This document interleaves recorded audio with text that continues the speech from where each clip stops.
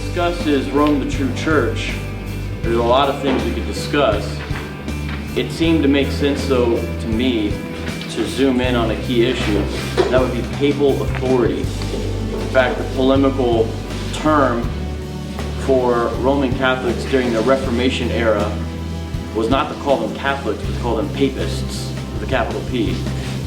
Now, the reason why I bring that up is to talk about how central in the Reformers' minds it was that here's a group of Christians that in their mind were sort of slavishly following after the Pope as opposed to being true churches.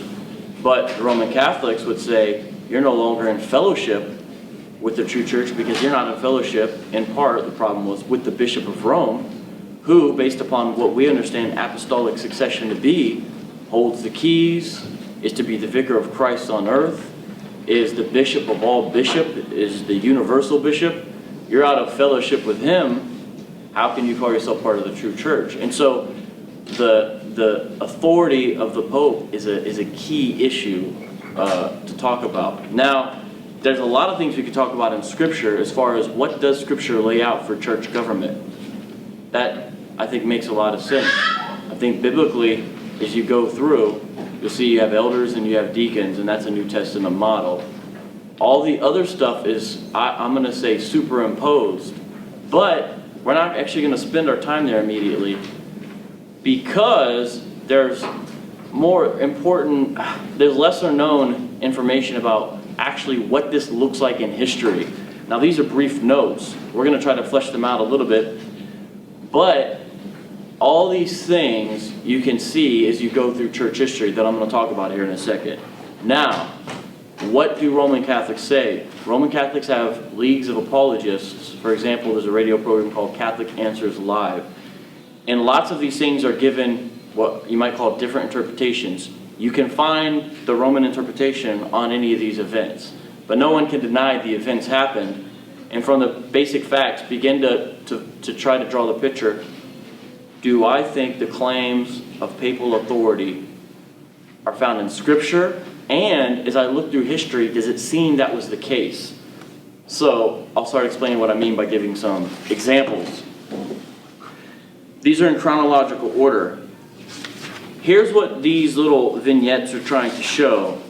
That the church has not always recognized in a universal way the authority that the Bishop of Rome now claims has always been recognized by the whole church.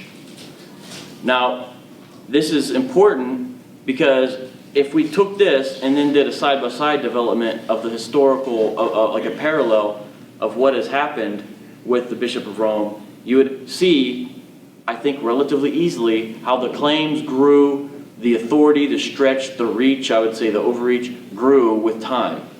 And when you look at some of these examples, and when someone says Pope Stephen from 254, it does not mean Pope in the same way that Pope, the title holds now. What I mean is that the way we think of the Pope and all the sort of accoutrements and all the sort of trappings that go along with the office were not there in the early church.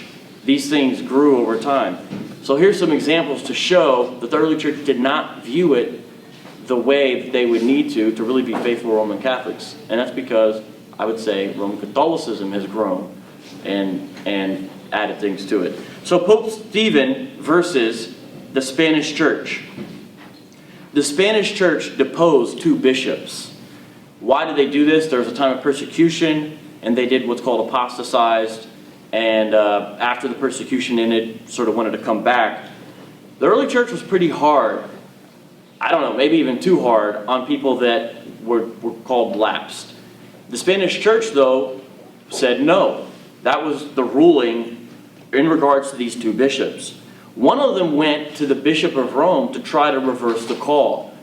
And you may say, well, look, yeah, so he's going to the Bishop of Rome. No one would deny that relatively early, the bishops or Bishop of Rome gained more and more sway over different matters in the early church simply because it was Rome. He was in the city of Rome. It was the largest church. It had the most reach. It generally had the most educated people. And you can see this when Constantine makes sort of the second Rome in Constantinople in modern-day Turkey, all of a sudden the Church of Constantinople becomes the new Rome and this other important church in people's minds. That's what they said it was. But you may say, well, what did Constantinople have to do with the early church? Who was there? What's the big deal? The basic reason is because it became a new important city, and so the church had a significance attached to it because of the metropolitan area. So they go there, they appeal, he reverses the call. He says, you guys shouldn't be disposed, I sort of I reinstate you, and I demand the Spanish church follow through. Cyprian of Carthage, a very important early church father, he convened a council not with the Pope's permission, and that's key as well, because you can't do that now. And he advised the Spanish bishops to ignore Stephen and stick to their decision. Meaning, Cyprian said, don't listen to what he said, do this instead. Stick with the decision you've already made. See, that's a significant thing. Try and imagine anything like that happen in a modern-day Roman Catholic Church. It could not. Pope Stephen, again, versus 87 bishops. This is in the year 256. The Council of Carthage and Cyprian, the reason why I put 87 bishops, because that's how many bishops, my understanding, attended the Council of Carthage. And Cyprian formally decreed opposition to Stephen's teaching about heretical baptism and rebaptism. What I mean by heretical baptism is baptism administered by people who are later known or declared to be heretics or not true to the faith. Christians had different views about if the baptism was valid or not. That's what the controversy was about. And rebaptism. Then do you rebaptize people if the baptism wasn't valid? So there's all these debates about that. This is not a commentary on who was right in that. The commentary is about the papal authority in the midst of this. Because during this debate, during these disputes with the North Africans, Stephen applied, and from what we know, was the first one to do this. This is significant because as we look through the early interpretation of Matthew 16, we never see this interpretation the way Stephen gives it until this. This is the first time, and he does it in a polemical context, meaning, basically, well, my version is right because I'm the boss, because Jesus said so, Matthew 16:18. It was sort of like, let me bring this out to show you can't disagree with my opinion. He called himself the Bishop of Bishops. Now listen, these are some of the words, and you can read all these words in any church history sort of anthology that has all these different canons that come out of these councils. Listen to what the Council of Carthage, what they formally decreed in response. Quote, "For no one of us setteth himself up as a bishop of bishops, or by tyrannical error forceth his colleagues to a necessity of obeying." End quote. They actually said, no one can be the bishop of all the bishops, and you can't force us to obey. That's tyranny. And further, they said it's a tyrannical error because what you're trying to tell us is wrong. Now, imagine a church council saying this to the Bishop of Rome today. If this could not happen. Not only that, but you see, if you read this whole quote, they go on to say, Jesus will judge all of us. The bishops wants to do is right in line with their conscience. We'll all be judged by Jesus. Kind of like the stuff I think you see when you see 1 Peter talk about, the chief shepherd appears with the under shepherds. The same thing I think you see when you see Paul talk about church leaders and their ministry. They had that kind of attitude about it, but they said no one's going to be the bishop of bishops. And listen to this other quote. They said, quote, that he was glorying in his standing as bishop and of claiming to hold the succession from Peter. So they saw it as a sort of a vainglorious thing for Stephen to try to apply this himself. See, the attitude is not what Rome says your attitude should be, first of all. I mean, this would make Cyprian essentially a heretic today if he said this kind of thing. Try to put that in context and understand Cyprian would not be viewed as a faithful Roman Catholic. This rebellion against the Pope, basically. Just to jump in, how would a Roman apologist treat that particular historical? Well, the first one, they would say, well, look, they were appealing to the Bishop of Rome, so you just shot yourself in the foot, evangelical. They would probably say something like that for the first one. That'd be my general understanding. The second one, I don't know as much about, but sometimes, and I don't know in this particular case, but sometimes when the Bishop of Rome was right on one of these controversies, because different guys are right at different times. You'll see later where the Bishop of Rome was in error. But if he's right, he'll say, well, wasn't he correct? Because I think he had the view of, it was the view of there is no rebaptism. It is just the sacrament. It doesn't matter the faith of the... But so I think they might say, well, look, he was ultimately right in it anyway. So what are you trying to prove? I don't know. For the second one, I don't know as much. Pope Julius versus the Eastern bishops. The East held a synod at Antioch. They passed 25 canons. These canons are basically like legal rulings the church is giving. They're important because this local synod at Antioch in the Roman Catholic theology of today would not hold sway as far as being ecumenical. However, these canons were later adopted by Chalcedon, which is viewed as an ecumenical council. That means the canons passed at the synod at Antioch later became universal via Antioch. So the stuff they passed was important stuff. It was without the Pope, the synod, first of all. And second of all, later on the Pope held something called the Sardican Council. And these bishops in the East said that as long as Rome gave safe haven to Athanasius was constantly getting kicked out of the church. There's different reasons for it, and there's political infighting, there's different theologies, there's a problem of language, there's all kinds of problems. But at this point, the East had kicked him out, basically. He found safe haven in Rome, and what happened is, the East said, look, you have to recognize our authority of this being a deposed bishop. You can't give him safe haven, you can't say he's all good, you can't reinstate him. So as long as the Pope was doing that, the East would not attend the council. They were sort of, it was kind of like, you know, you get in a fight with your friend, and you want the other friend to side with you, but they still like the other friend, and you're like, well, as long as you're friends with them, I'm not going to be friends with you. It was sort of like that. But you see by the attitude that the Eastern bishops had the idea that the bishops were really all on equal footing by this whole like back and forth tug of war. This example is one of the worst. It's brief, but just the content alone. Pope Zosimus versus the North Africans, 417 to 418.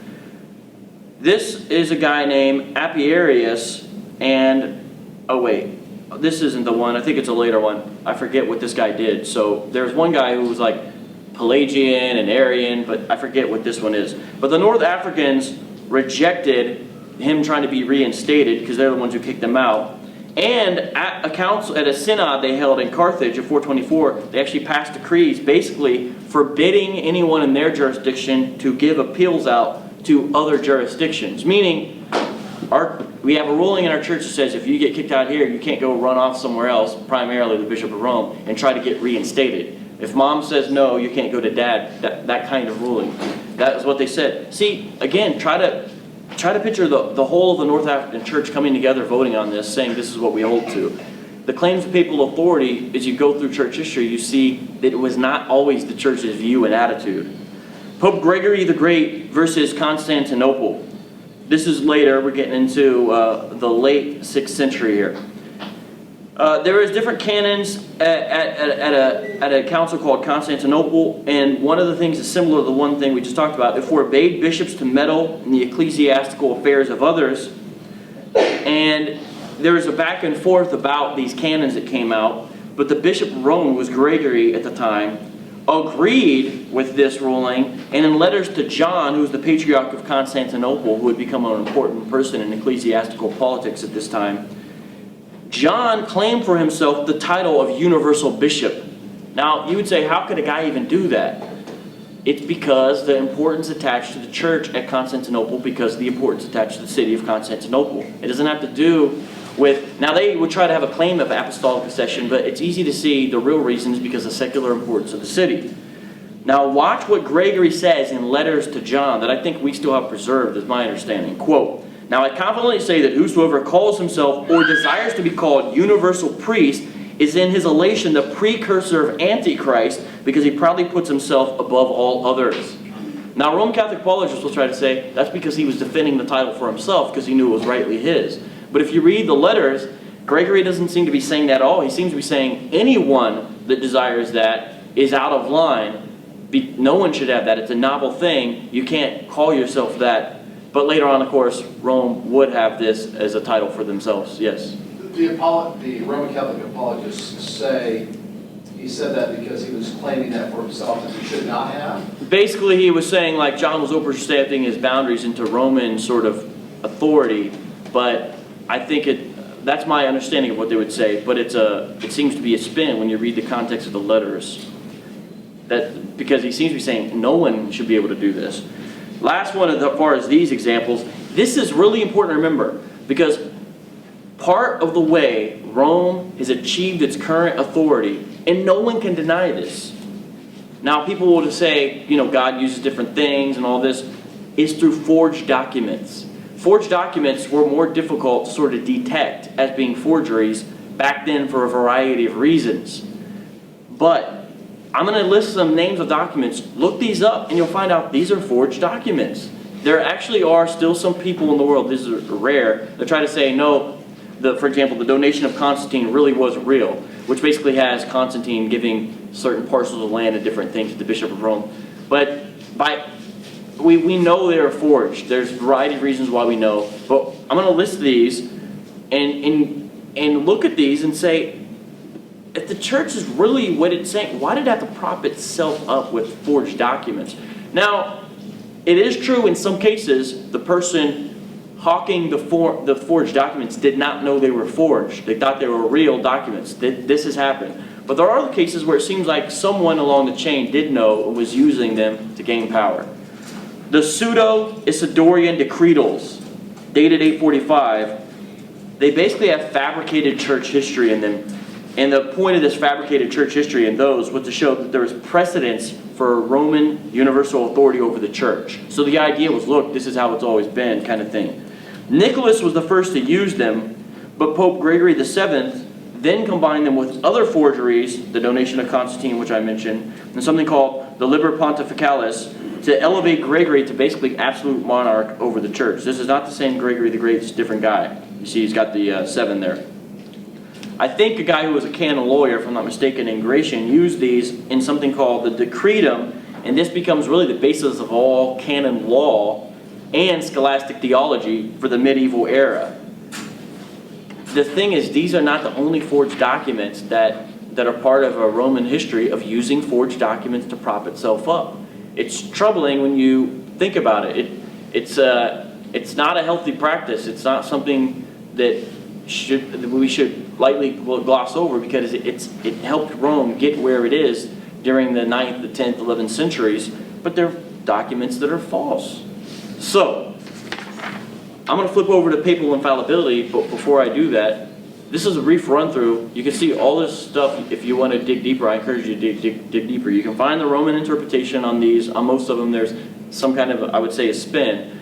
But read, if you are interested, look at the claims of these things for yourself. And the idea of this is to take the gloss off the sort of authority claims of the Pope and of the Roman Church. You'll see, you're telling me it's like this, and they'll pull out different quotes, generally out of context, and you say, but it's not really always been like that. It's not the case that a Roman Catholic of the 21st century is identical to someone who referred to himself as a Catholic in the 4th century. It's just not the case. And I think we can see some of this by these examples. On to papal infallibility. Papal infallibility does not mean the Pope thinks he's perfect, that he can never make a mistake. That is not what papal infallibility is. The basic qualification is when the Pope speaks ex cathedra, from the chair, authoritatively, officially, on matters of doctrine and faith. That is when he cannot err.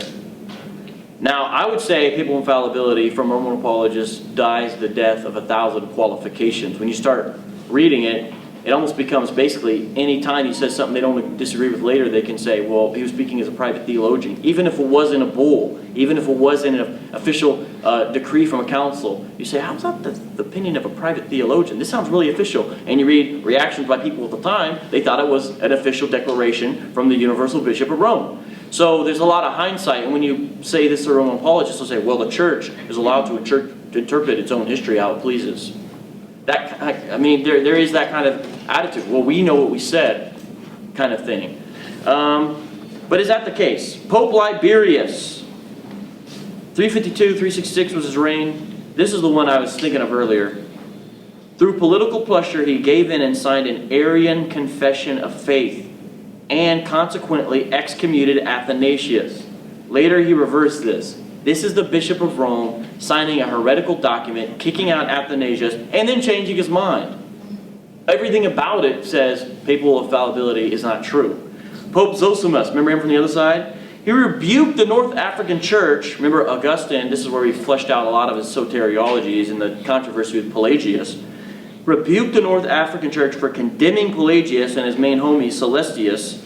This is the opposite, interestingly enough, of one of his predecessors, Pope Innocent, who did condemn Pelagianism. So how do you have two infallible popes on these matters of doctrine of faith disagreeing with each other? 200 bishops passed canons condemning Pelagianism at a general synod in Carthage, and then later on the Pope changed his mind again and went back to condemning Pelagianism. Now, this episode especially, when you study it and you look at it, you say, papal infallibility is a lie. How could it not be when you have stuff? Arian confessions? What is Arianism? The brief version of Arianism is that Jesus is a created being who has not always existed. He's like God's junior chief officer. And God worked through him, but he has not always existed. That's Arianism in a nutshell, sort of like some of the Jehovah's Witness understanding of who Jesus is to this day. Pope Vigilus, 537, 555. The Emperor Justinian convened the Fifth Ecumenical Council. Now that's really interesting because a lot of these early ecumenical councils, these are church-wide councils, were convened not by popes but by the emperors to examine something called the three chapters. The three chapters were writings by three different authors, which the early church was worried about. Were they heretical? Vigilus issued something called the Constitutum, saying that no one could investigate these chapters or bring them up again or even condemn them, saying, leave these alone. We're not going to go there. But this actually refers to an earlier papal decree, actually given by Vigilus himself, called the Judicatum, where he opposed the three chapters. The council ignored all of this, anathematized the three authors of the three chapters, which is sort of weird. They were dead. And that was one of the Pope's arguments. He's like, don't bother, these guys are dead. But they anathematized them, and those who would not condemn them. That means they're basically saying anyone who doesn't condemn the three chapters is also anathematized. That would be the Pope himself in this case. Vigilus later issued a second Constitutum, canceling his early one and submitting to the council. In his defense, when he did this, he said Augustine also, was an early church father, made some mistakes and later on said, hey, I was wrong. And so he appealed to Augustine, who came before him. But Augustine was not a pope. So imagine a pope today saying, well, early church father XYZ made some mistakes, and later on he went back, so it's okay that I do it. I'm apologizing for it. Which, to his credit, that's good that he did that, right? But if you try to put upon him these claims of papal infallibility, you see it's not there. Not only from the actions, but even by his own self-understanding. Pope Honorius, in letters to Sergius I, the Patriarch of Constantinople, Honorius embraced monothelitism. That's basically a heresy that said Jesus Christ only had one will, the divine will, not two wills, one each part and parcel to his nature. It's a heresy that we don't hear a lot about. There's still some of it, I think, in North Africa and other places. But it was a problem then because it sort of erased the complete humanity of Jesus out. But he embraced this heresy and was actually later on condemned as a heretic at the Sixth Ecumenical Council. And that council was ratified by the next two ecumenical councils, as well as Pope Leo II. And when popes would swear into the office until the 11th century, they actually had to condemn this guy as a heretic. How do you have that? How can that be? Pope Boniface VIII issued something called the Unum Sanctum. This is a controversial, well-known, popular, important document in Roman Catholic history. It was a bull which declared, listen to this, papal authority over temporal matters. That means kings and magistrates of the sort of secular plane, and made obedience to Pope a condition for salvation. Read the Unum Sanctum, see what it says. Not in its Latin version, read it in an English translation, and you'll see, whoa, what is this? Ironically enough, Vatican II says non-Roman Catholics actually can experience genuine salvation. Vatican II really softened sort of the sayings of Rome, and that's why a lot of Catholics, like I think Mel Gibson, don't hold to Vatican II. They're pre-Vatican II Catholics. They have a more traditionalist understanding of Rome. But how do you have Vatican II, by the way, which is infallible, these councils are deemed as infallible, part of the infallible teaching magisterium of the Roman Catholic Church, disagreeing with an infallible pope, issuing a bull. And look at what he's saying in the bull anyway.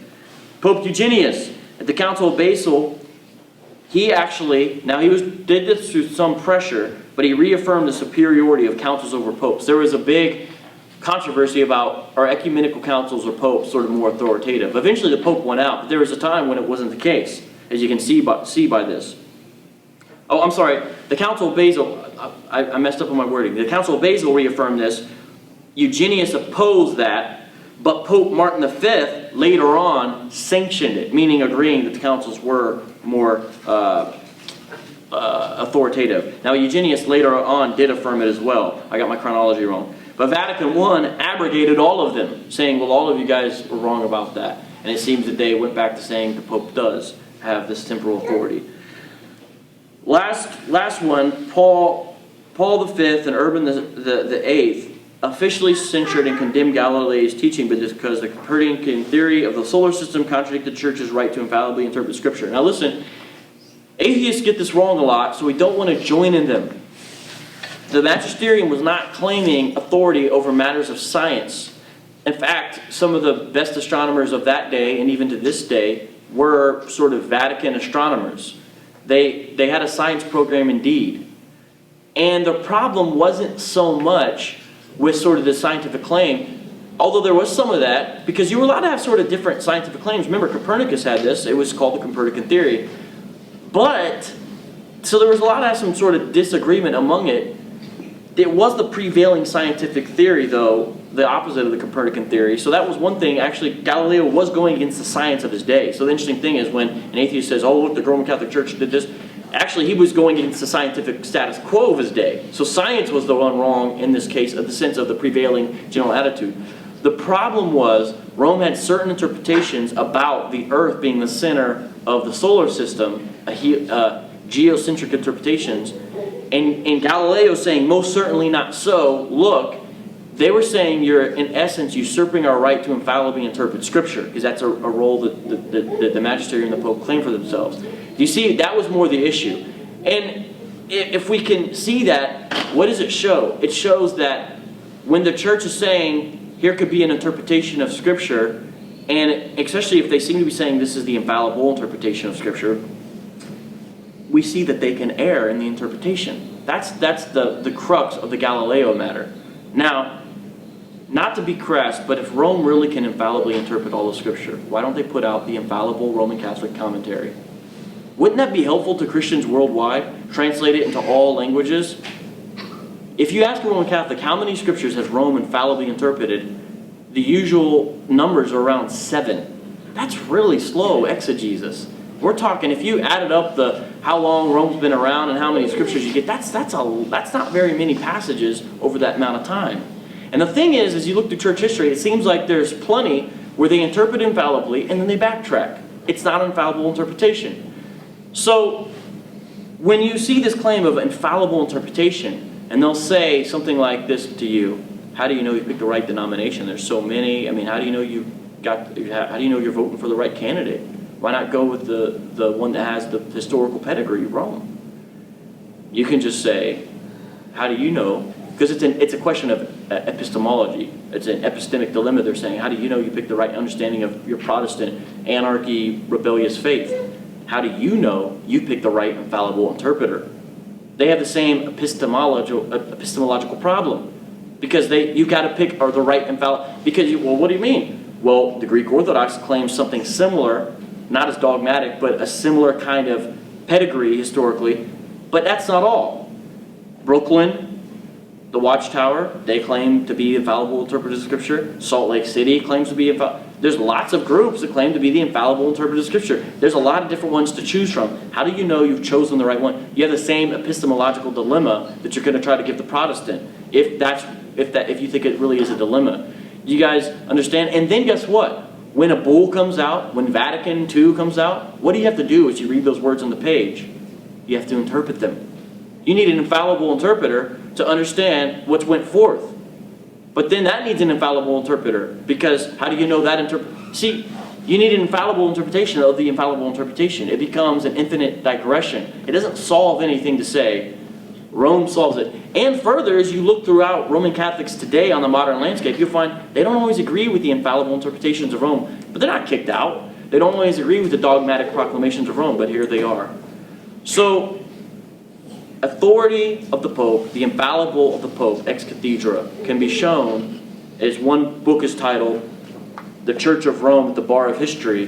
The claims can be shown to be false, and enough examples multiplied. And that's not even touching the biblical data, which gives no warrant or justification for these overblown claims that you have one bishop making over the whole church. I have some questions there. I'm not going to ask them. You can look at them. That can be your study. You could do this week for your community groups. Just do those questions. Not really. I don't know if everyone would appreciate that. But with that, we're going to switch to Jason. But this is a good time for people to say, you said this, you said that. Tell me this, tell me that. What about this? What about that? Question, comment of any type. I mean, I saw a lot of eyebrows going up at different times. What do we think? Pastor Bob? Well, the sheer number of examples makes my question weaker, but couldn't Rome say that the apostles wrote the scriptures and we believe infallibly, and yet they themselves made mistakes, Peter, for example. So the Pope infallibility is kind of like that. That is, when they, that they can have, that they are human, but when they speak officially, and I think you pointed out that there seems to be a lot of confusion about they seem to speak officially and not. But does Rome kind of come back with that and say, this is what apostolic succession means? Yeah. They're kind of like the apostles who, Yeah, they could make said were mistakes. sinless. We're not making scripture or something like that. Yeah, I mean, you see some things like that. But the problem is, as we look throughout history, we see times where the popes were most certainly speaking authoritatively. And it's clear and direct when you have a bull, for example, when you have councils and you have the contradictions, and when it's obvious to any person, this is a matter of doctrine or faith. You can't relegate everything to him speaking as a private theologian. How do you do that? But this is a question in the form of a statement. Isn't the greatest argument against papal infallibility is the fact that as Protestants, we don't hold to their understanding of apostolic succession? Yes. You want to briefly talk about that? I mean, yes, I agree. Can you flesh that out a little bit? Well, that Peter was the first pope. I mean, right. To some extent, their argument goes back to, was Peter the first pope, as they would say? The primacy of Peter as sort of the leader of the apostles, and then it continues on. If that's true, then their argument holds more weight. Yeah, but even if that argument is true, it wouldn't show that then therefore the successor of the first pope, if that's your understanding, will never err when speaking on these matters. That's why they also have to import papal infallibility, which is a later doctrine. The papal authority claims came earlier. The papal infallible claims grew much later. How would you state the Protestant view of apostolic succession? What does that mean to you? My basic view would be we have it through Scripture. That's my basic understanding. I think there's stronger versions you can have that, but my understanding was you have an apostolic tradition, which the word I think is misused by Rome, which is basically the things they taught, which are in their writings, and we have that. The real apostolic succession seems to be holding to their teaching. But I think you might have somewhat of a slightly different understanding, right? No? Well, I mean, I don't know. I mean, that is, I think you said it well. That is, it's the deposit of truth, to use the language of Paul and Timothy. You want to weigh in passed on on to other men. So I think it's the church. It's the church, and it's the leaders of the people of the church who preserve and guard apostolic doctrine. So there is a sense in which we do believe in apostolic succession as Protestants. You want to weigh in or no? No, not on that. If there's so much you can. Yeah. So the other thing about the claims. Hold on. What was the question? I'm trying to think of before the canon or the succession question. There's one other thing I was going to say in what you said. You said papal infallibility. To me, when I see the controversy between Paul and Peter, it doesn't seem like he's speaking as a private theologian. He was leading others in it. Barnabas, remember in Galatians chapter 2? Even so, Barnabas was led astray by their hypocrisy. And it was most certainly on a doctrinal matter. The inclusion or exclusion of Gentiles in regards to certain practices in the church community seemed to be what he was doing and saying. Now, they didn't have all that stuff back then, papal bulls and all those kinds of things, but it doesn't seem like just a private theologian. He seemed to be a church leader. Paul opposed him in this. Not only that, but, I mean, wouldn't Peter, why not just have Peter write the whole New Testament? I mean, it may sound funny, but have you ever thought about it? Like, why even waste time with these other guys? Can you have other bishops today kind of chipping in? You know, the Bishop of Rome speaks, that's done. I mean, the whole system. And when you see the Jerusalem Council, Peter's there, he's prominent, but it seems James was a leader.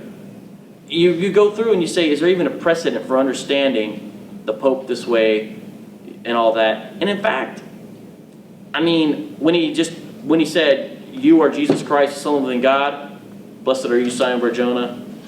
Excellent. Then it turns around and says, you can't die, you're the Messiah. Get behind me, Satan. Like right away. Wasn't he saying something about Christology, matters of doctrine and faith? I'm just saying, like, you look, just don't put that on Peter. He doesn't need that. He didn't ask for it. He called himself a fellow elder in his letter to the elders. He didn't call himself the cornerstone. He called Jesus the chief cornerstone. He just doesn't make those kinds of claims for himself. So why do we want to say, Peter, this is who you are? Mark? So what do we do with if we don't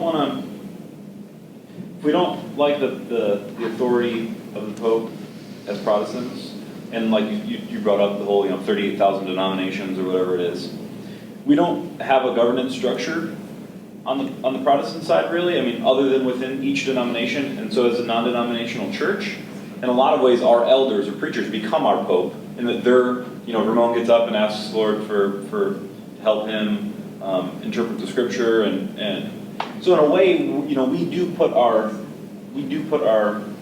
trust that Ramon or whoever's preaching is interpreting the Word in a way that's pleasing to the Lord and then delivering it to us. Yeah, I hope you don't view Ramon's interpretation as infallible. No, I'm not saying infallible, but we put our trust that that's what he's there for, right? To help us interpret the Scripture. What's the noble thing to do, though? The noble thing to do. I'm not sure. Search the Scriptures daily to see whether or not these things be true, which is more noble than the Thessalonians who did not.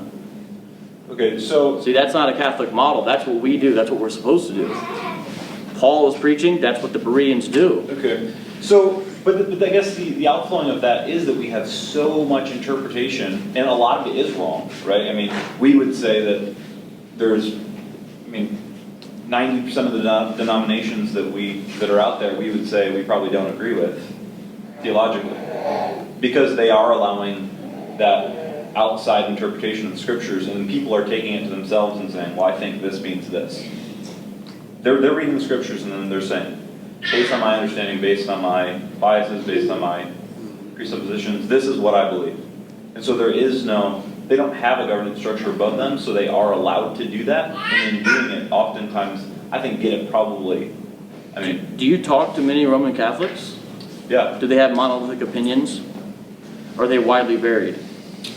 The ones they're widely varied because they really are not true Roman Catholics, I don't think. Then there you go. See, it's no solution to insert this authority structure that doesn't do anything. I talk to Roman Catholics. They're widely varied in really important things. I don't see any more monolithic interpretation of key passages when I speak with them, or when you read the stuff they write. You can go on Amazon and find tons of books about how to disagree with the Pope or something and still remain a faithful Catholic. There's lots of books that are like that. That's what they do. Boston College, there's places where Norm Geisler went to a Jesuit school in Chicago, and he says he has a professor there who was an atheist. It's no solution to insert papal authority or infallibility over these matters. Well, the Catholics would say that they aren't Catholics then, right? Then why don't they kick them out? How much kicking out does Rome do? They give mass to people that support abortion and everything else. They don't kick anybody out. It's not a solution to insert them over because they don't. And further, their interpretations are wrong on the big things. That'd be the other main issue. And so, do we have a structure? Yeah, like the New Testament structure. Lots of congregations ran by a plurality of elders, but we do not look to them as popes. They can get kicked out. We're to look at what they teach. You know what I'm saying? By looking at the Scripture. So it's not. I don't think it's analogous at all. So is our structure then broken too because we don't have any consistency and interpretation of the scriptures then? On the big things, I think we do have much more agreement among people who hold to sola scriptura than those who hold to scriptura plus another interpreter. So the real question of the two systems is sola scriptura people and people who have scripture plus something. Scripture plus Tradition. whatever it is, scripture. So it's like the Salt Lake City, they have scripture, but they have any of these scripture plus systems. They're the ones that are much more widely varied. Think about the difference between even the Jehovah's Witnesses and the Mormons. It's greatly different. They both have scripture plus. You look at people that hold the sola scriptura, you'll see there's a much greater agreement on those big things. Remember, there was differences about some of these things in the early church. And Paul talked to the Romans about what to do with, different kinds of holidays and different things. He talked about that. Which is an interesting thing, too. Why is Paul writing a letter to the Roman church, instructing them, telling them what to do? Didn't they have their own pope? What's he doing? Doing this incursion for a church that's not his. The book of Romans is an interesting case study about Roman authority or not. I don't know if that helps. I want to be nice and friendly, but I also want to be clear and firm because there's a lot of assumptions built into Roman Catholic theology and apologetics that even when they start saying stuff, it's like you almost have to disagree with every assumption there. The analogy between this and that, and you start to say no, because the terminology and understanding of underlying assumptions, to me, are wrought with problems.